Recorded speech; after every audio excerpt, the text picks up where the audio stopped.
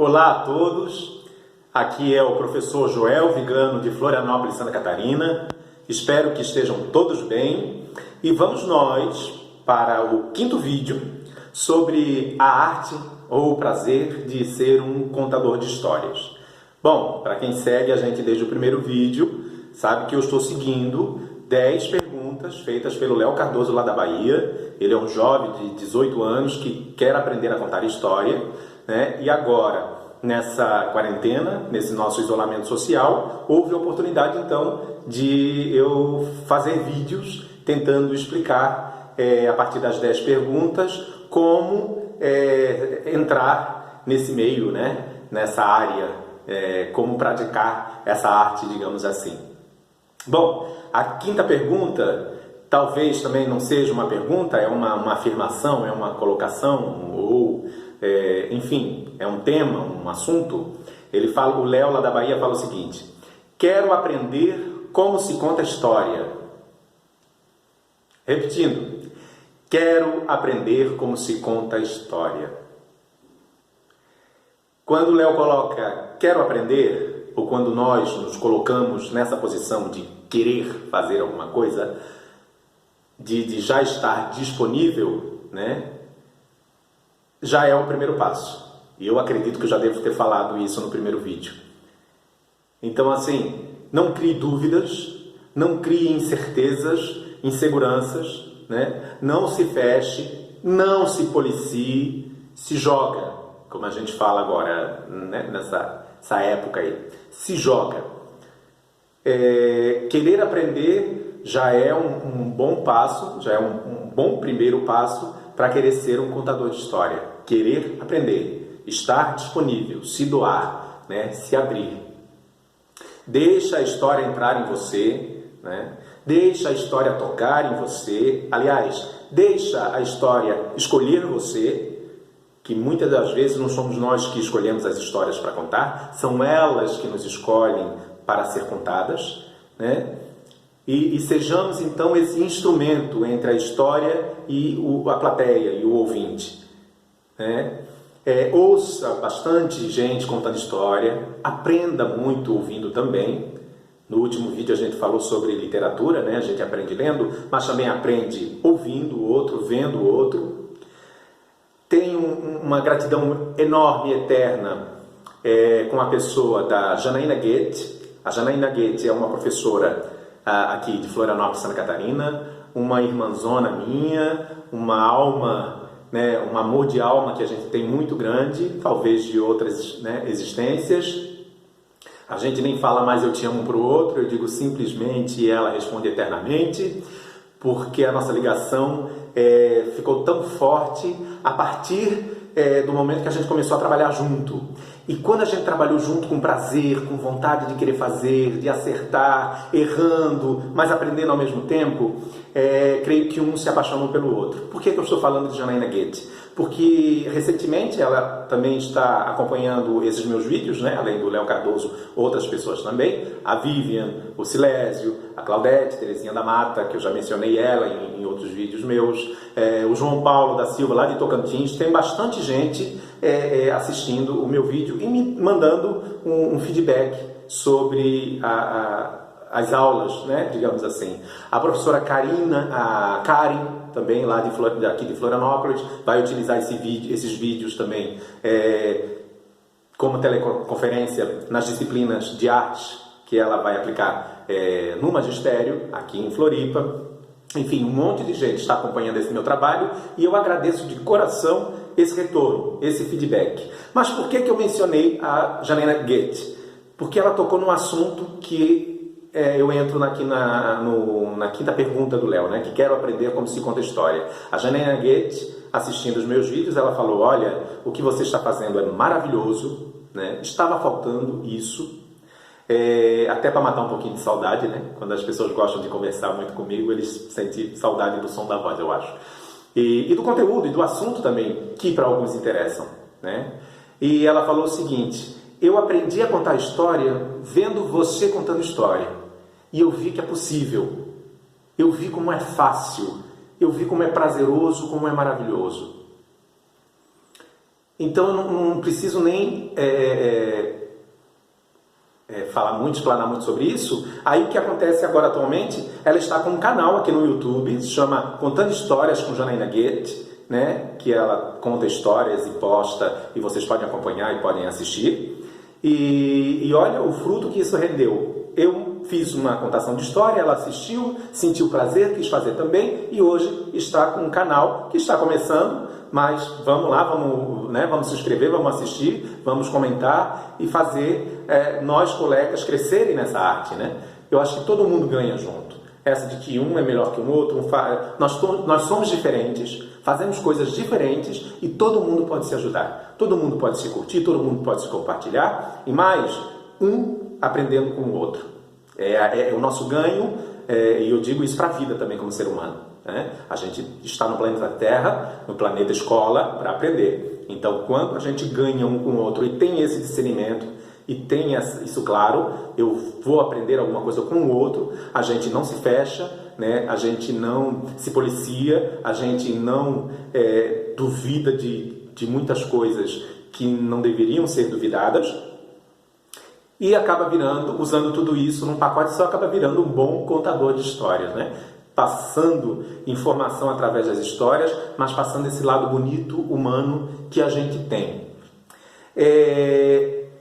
Então, Janaína Goethe, obrigado pelo seu feedback e pelo seu testemunho de que você aprendeu a ser contadora de histórias, me vendo, me assistindo, me ouvindo e sentindo prazer junto comigo. Uma coisa muito importante, gente.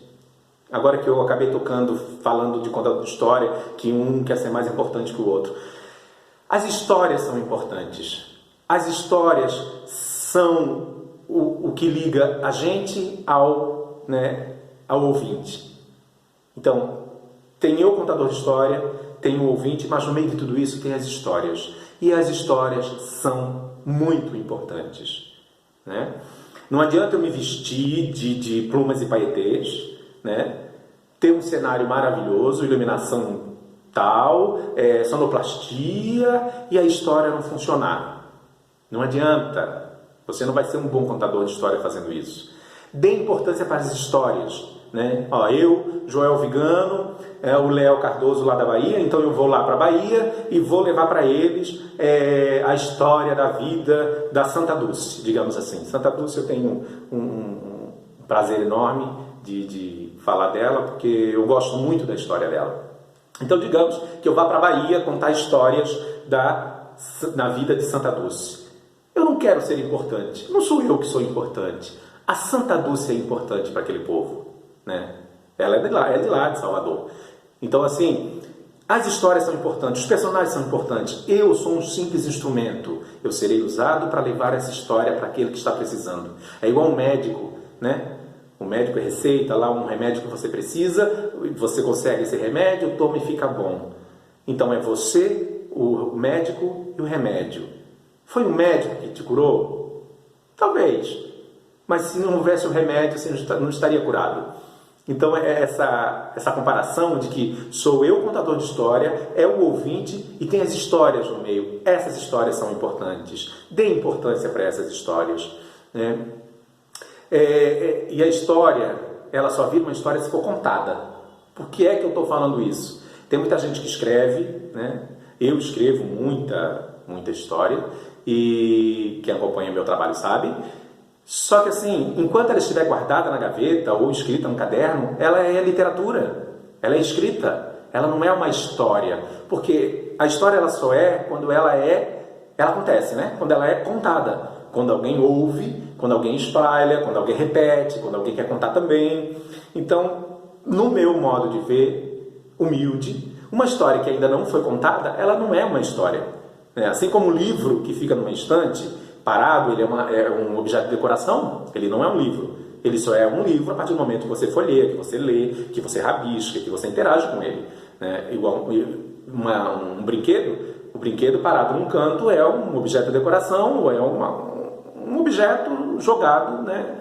Mas se a criança interage com esse brinquedo, né, com esse objeto, ele vira brinquedo, ele vira uma brincadeira. Então, histórias, quando alguém fala assim, eu tenho uma história para contar, ou eu vou contar história, e às vezes a história ainda não foi contada, prepare-se, porque você vai estrear alguma coisa, você vai fazer alguma coisa ser vista pela primeira vez. Então, a primeira impressão que fica, que seja uma baita de uma história, né? E respondendo lá o Léo, falando, eu quero aprender a contar história. Então, vamos lá. Para contar uma história, você precisa ter a história, né?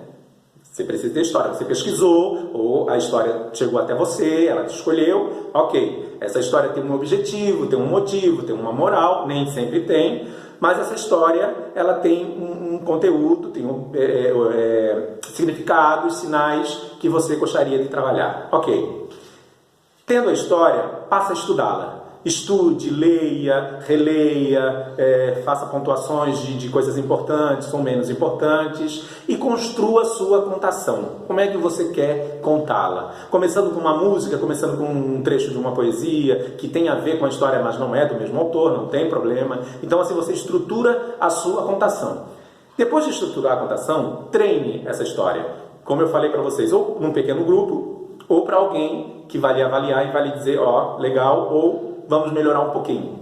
Ó, tem a história, estude ela, leia, né, trabalhe essa história, prepare construa a contação, como é que você vai levar ela para o seu ouvinte, treine, né, e mostre para alguém, pequeno público ou alguém que vai te avaliar ou não, pegue esse feedback, esses ajustes, corte o que tem que cortar, coloque o que tem que colocar, treine de novo com esses ajustes, né? E depois coloque no seu repertório para acabar virando parte das suas apresentações, né? E assim vai. Cada público é uma resposta, né? Cada local é uma forma diferente de se apresentar. Então você apresenta, recolhe o feedback, os ajustes e vai ajustando, né? Então assim, você vai começar a contar uma história de um jeito no local para um determinado público, depois você vai precisar mudá-la para outro público, para outro local. Isso é fato, é normal. As pessoas não são iguais, os públicos não são iguais. O seu jeito de ser não é igual todo dia. Um dia você vai estar com pressa, outro dia você vai estar triste, outro dia você vai estar, né, para as meninas aí no período de menstruação, os hormônios todos trabalhados, enfim, você não vai ser o mesmo. E as histórias, por mais que seja a mesma, o modo de contar vai ser diferente. Eu já contei muitas histórias minhas e de maneira sempre diferente, porque eu percebia que o feedback do público não condizia com aquilo que eu estava contando e acabava ajustando e cortando e colocando para ver qual a melhor forma de contar essa história. E assim você, tendo essa história trabalhada, coloca na sua gavetinha, no seu coração e vá trabalhar uma outra, né? Pegue a história, leia, releia, construa, apresente, trabalhe, ajuste, né? Dependendo da história, esquece ela, descarta, pega uma outra, enfim. Isso é querer já ser um contador de história, estar em movimento, estar na prática. Não existe contador de história sentado na frente de uma TV e dizer eu sou contador de história e você nunca contou, ou quando te chamam para contar uma história, sempre tem uma desculpa e nunca vai. Então isso não é um contador de história.